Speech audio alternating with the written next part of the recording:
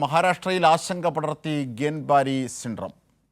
പൂനെയിലും മുംബൈയിലും 2 മരണം. 5 പുതിയ കേസുകൾ റിപ്പോർട്ട് ചെയ്തതോടെ സംസ്ഥാനത്ത് രോഗബാധിതരുടെ എണ്ണം 203 ആയി. മഹാരാഷ്ട്രയിൽ 5 പുതിയ കേസുകൾ കൂടി റിപ്പോർട്ട് ചെയ്തതോടെ സംസ്ഥാനത്ത് രോഗബാധിതരുടെ എണ്ണം 203 ആയി ഉയർന്നു.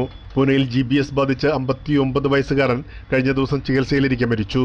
പ്രദേശത്ത് സങ്കീർണ നാഡീരോഗത്തെ തുടർന്ന് മരിച്ചവരുടെ എണ്ണം 8 ആയി വർദ്ധിച്ചു. അതേസമയം ഗിയാൻബാരി സിൻഡ്രോം മൂലമുള്ള ആദ്യ മരണം മുംബൈയിൽ റിപ്പോർട്ട് ചെയ്തു. മുംബൈയിലെ നായർ ആശുപത്രിയിൽ ചികിത്സയിലായിരുന്നു. രോഗം പടർന്നു പിടിക്കുന്ന പൂനെയിൽ അടുത്തിടെ നടത്തിയ സന്ദർശനമാണ് രോഗബാധയ്ക്ക് കാരണമായി ചൂണ്ടിക്കാട്ടുന്നത്. കാലിന് ബലഹീനത അനുഭവപ്പെട്ടതോടെയാണ് ആശുപത്രിയിലെത്തിയത്. പിന്നീട് ശ്വാസം മുട്ടൽ അനുഭവപ്പെടുകയായിരുന്നു. പാൽഗറിൽ നിന്നുള്ള 16-കാരിയും രോഗബാധിതയായി നായർ ആശുപത്രിയിൽ ചികിത്സയിലാണ്. ഫെബ്രുവരി ആദ്യവാരമാണ് മുംബൈയിൽ GBS ആദ്യമായി റിപ്പോർട്ട് ചെയ്യുന്നത്. 64-കാരിയായ രോഗി അന്ധരിയിലെ ആശുപത്രിയിൽ ചികിത്സയിൽ തുടരുകയാണ്. മഹാരാഷ്ട്രയിൽ GBS കേസുകൾ വർദ്ധിക്കുന്ന സാഹചര്യത്തിൽ കേന്ദ്ര സർക്കാർ അടുത്തിടെ സംസ്ഥാനത്തെ ജനങ്ങൾക്കായി മാർഗനിർദ്ദേശങ്ങൾ പുറപ്പെടുവിച്ചിരുന്നു. ശുചിത്വം പാലിക്കണമെന്നും വെള്ളം തിളപ്പിച്ചു കുടിക്കണമെന്നുമാണ് നിർദ്ദേശങ്ങൾ. എന്നാൽ രോഗത്തെ ഫലപ്രദമായി തടയാനുള്ള നടപടികൾ ഇനിയും വൈകുകയാണ്. മഹാരാഷ്ട്രയിൽ രോഗം നിയന്ത്രണ വിധേയമാകാത്ത സാഹചര്യത്തിൽ ഡൽഹി, ബാംഗ്ലൂരു എന്നിവിടങ്ങളിൽ നിന്നുള്ള വിദഗ്ധ സംഘത്തെ കേന്ദ്രം നിയോഗിച്ചിട്ടുണ്ട്. ഇവർ സംസ്ഥാനത്തെ സ്ഥിതിഗതികൾ വിലയിരുത്തുന്നു.